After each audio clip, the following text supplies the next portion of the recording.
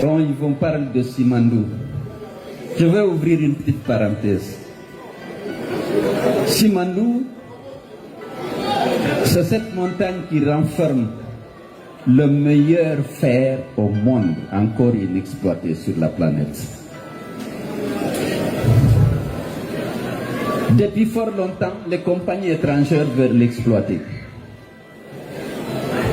Il n'y a pas pareil. Pourquoi ça a retardé? Parce que ceux qui étaient là, certainement cherchaient à maximiser les avantages de la Guinée. La jeune prétend qu'elle l'a fait, mais elle dit qu'elle ne publie pas les documents. Ça suscite des interrogations. D'abord, c'est contraire au code minier, c'est contraire à nos engagements vis-à-vis de l'ITIE. On s'est engagé à publier tous les documents relatifs à l'exploitation des mines, mais également au paiement des redevances qui sont dues à notre pays. Le fait d'avoir le Simandou en Guinée, ce n'est pas un mérite d'un gouvernement, parce que c'est la providence, c'est Dieu qui a donné ça à la Guinée. La demande est forte pour l'exploitation de cette mine. L'industrie mondiale, les aciéries ont besoin de ce fer. Il n'y a pas de concurrents. Qu'est-ce qu'ils ont fait? S'ils ont bien négocié, pourquoi ne publient-ils pas les accords négociés avec les compagnies? La Banque mondiale l'a exigé, l'ITIE l'a exigé, ils refusent, ils disent c'est secret. La seule chose qu'ils disent, on a obtenu 15% d'actions gratuites. Mais dis donc, 15% d'actions gratuites. À CDG, la Première République a obtenu 49% en donnant notre bauxite aux compagnies. 49% d'actions gratuites. Eux, ils ont 15% dans le Simandou. Non, ils disent ça.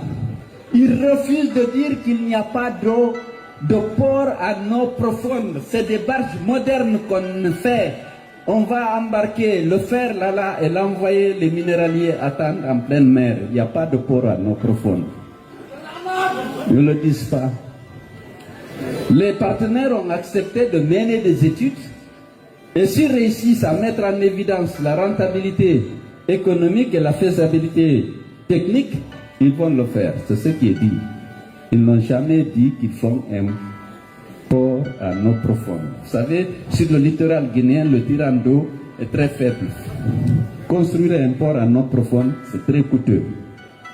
Ceci dit, mais il faut le dire clairement au Guinée, il n'y a pas d'eau. Il n'y a pas de port à eau profonde. Il y a le chemin de fer, 670 km. D'accord. Il est là. Et nous avons 15%. Donc, il faut savoir que nous avons 1000 raisons de ne pas nous associer à cette confiscation annoncée du pouvoir par Mamadi Doumbouya. La gouvernance est catastrophique. Vous savez, vous entendez ceux qui adhèrent, ceux qui rejoignent le CNRD. Qu'est-ce que vous voulez?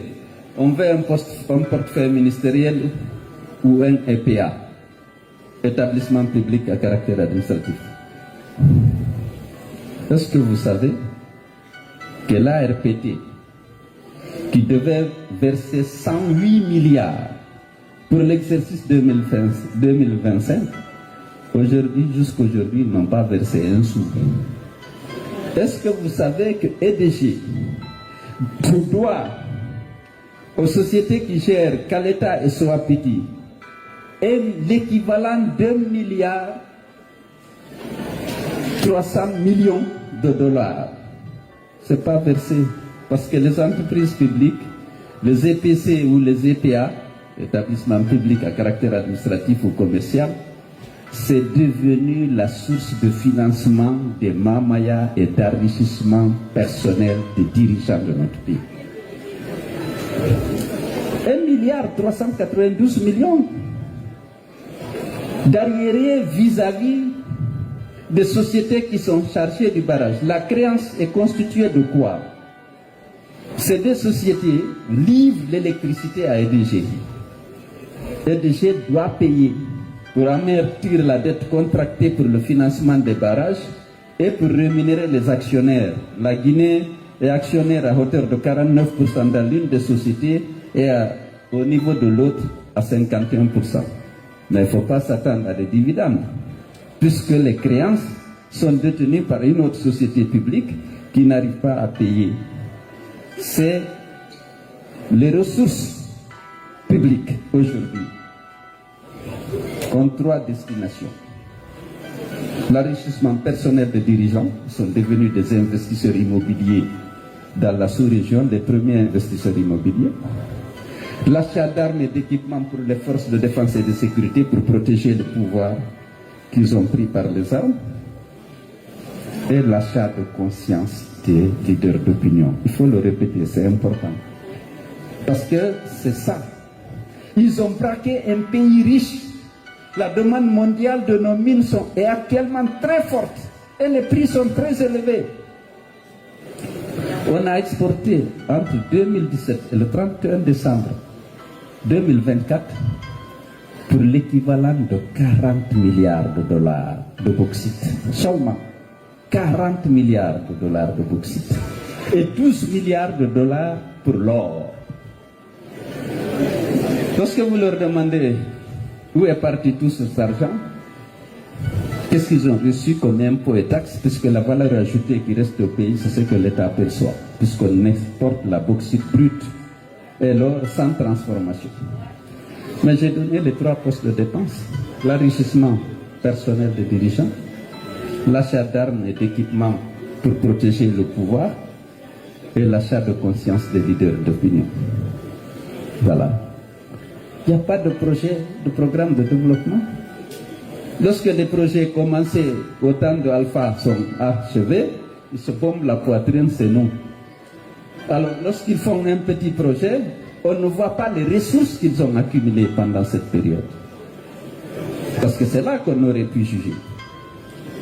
Donc, il faut qu'on soit mobilisé pour que la démocratie ne soit pas enterrée, pour que les libertés publiques soient restaurées, pour que les droits humains soient respectés. Nous sommes au niveau des forces vives, nous ne nous associerons pas à cette mascarade. Ce n'est pas une question de personne, je dis encore une fois, c'est une question de conviction. Nous voulons que notre pays soit régi par les principes et les règles de la démocratie et de l'état de droit. Que les libertés publiques soient respectées, que les droits humains soient respectés. Et que cette jeunesse, ces citoyens guinéens s'épanouissent chez eux. Chacun aime son pays. Il y a un potentiel énorme que la Providence a doté la Guinée. Maintenant, eux qui ont braqué ce pays, aujourd'hui, ils en profitent et ils ne veulent pas quitter. Il faut qu'on se mobilise et qu'on se pratique. Il n'y a pas d'autre solution. Hein? Ce n'est pas des enfants de cœur. Ils ont braqué un pays riche. La mauvaise gouvernance, une autre illustration.